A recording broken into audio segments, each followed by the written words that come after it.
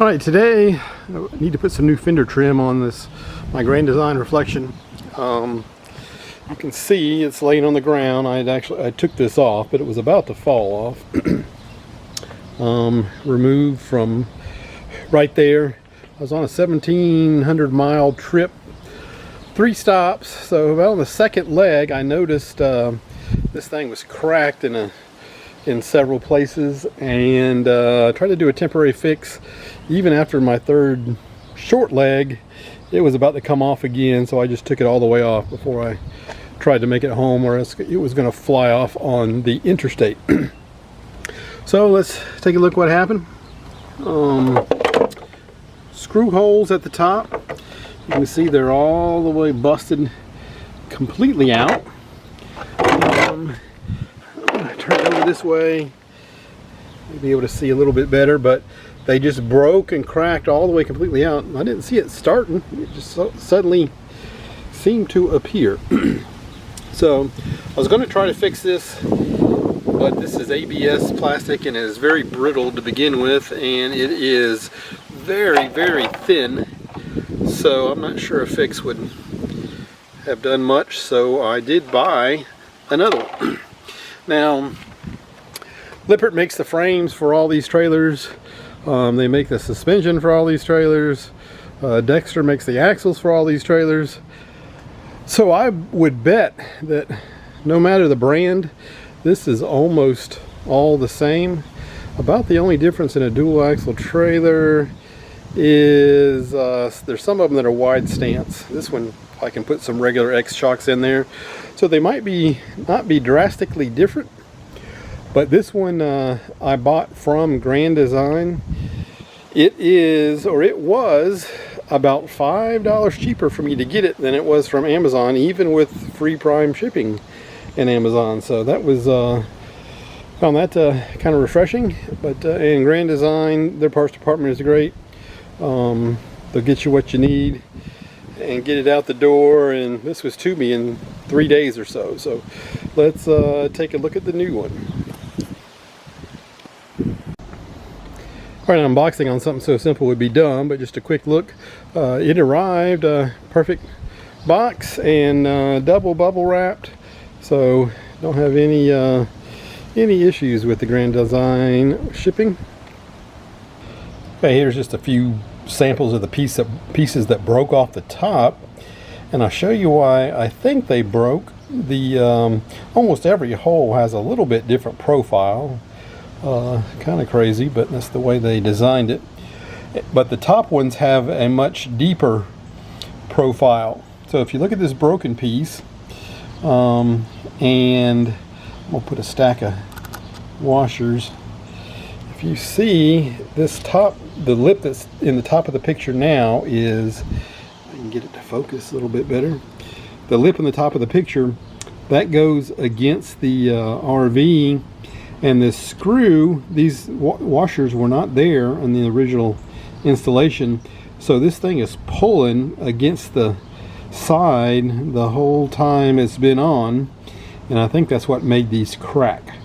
So this is 3 washers. I'm going to put a stack of washers behind these when I put them on. And again, like I said, I think the top ones have a deeper profile. That's why they broke. The end ones have a much shallower profile. They did not break. So I think that is why. And then these top ones are screwed into, there's something behind the metal trim, some wood behind there, and then the end ones just go into a piece of sheet metal. So on the end ones, where this screw is just going through this thin piece of plastic and then going through a thin piece of sheet metal, I'm going to put it's called a speed nut. I'm going to put this on the back side of those, again just as a little better installation method. So I got these from my local Ace Hardware, but you can get them at Lowe's or Home Depot or anywhere. Just look for a speed nut and just find something that's the right diameter for the screws that come out of there. And then here's my new piece sitting on the tailgate. The only thing that's kind of irritating about it is they didn't drill out any of these holes, so I'm going to drill them out. But certainly not the end of the world, but hoping they would come drilled would have been nice. There's the piece. There's the part number.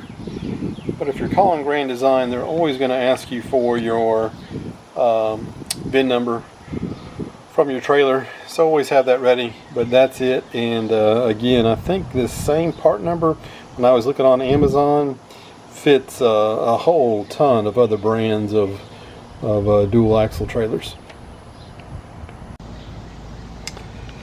Okay, like I said before, no holes, but there is a little tiny dimple where the hole should be. So I'm going to drill those out with a little tiny drill bit to start with, and try to get them centered as best as possible, and then I'll move up to the correct size bit.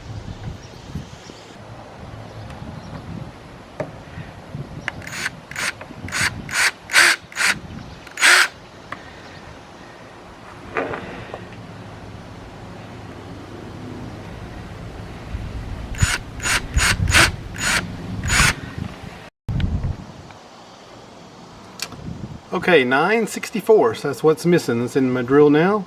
That seems to be right. I've drilled this one to the 9/64, and the screw bites into the hole but goes in.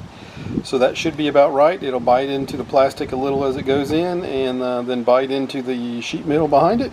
So we should be good to go. And just another quick note. These screws are Robert's head screws. So they're used all over my RV. I despise them. There's some kind of a funky mashup between a square head bit and a Phillips. It's got the square head, and then it's got each corner's got a little arm coming off of it. But I found either a square head or a Phillips will work depending upon the screw size. This size works best with the square head bit. Larger ones seem to work better with a Phillips. So if you don't have a Robert's head screw bit, you can adapt and overcome. Alright, it's impossible to film and hold this thing and put screws in at the same time. So what I did is these two center screws are in. None of the rest of them are in. And it's kind of holding itself in place. I don't know if we can see, but if we look back there, I've got my washers back there behind these two first center ones. Need to put some washers there and there, and then these two end ones are the ones. This is only sheet metal. There's some wood behind. There's some wood or fiberglass behind, probably fiberglass and wood behind all the others, but the two end ones only go into sheet metal, and that's where I'm going to put my little speed nuts that we looked at earlier. All right, a few more in. I'm leaving them loose. You can get to this one, and see it's in the plastic, but it's not in the back in the RV yet. So I can still leave it loose, so I can kind of pull it out. I can get some washers behind it, and then put it into the hole.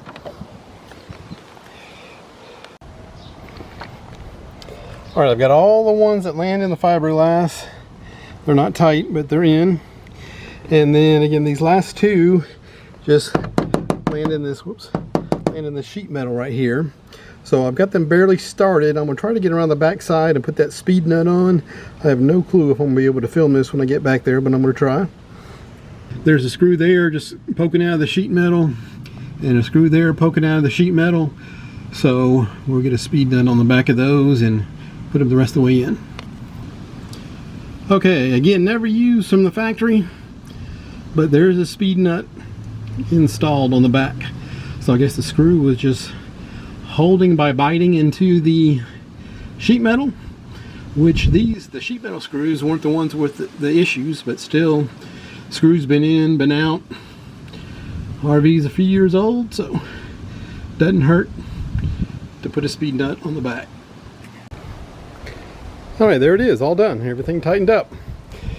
And I would say looks good as new, but it's actually better because that's kind of the way we do things. Got the shims behind the screws that were breaking, and got the speed nuts behind the screws on the sheet metal. So that's just the way we do things around Mike Jordan Uncomplicated channel. So like and subscribe. Lots of good RV stuff on the channel. Lots more to come. And we'll see you on the next video.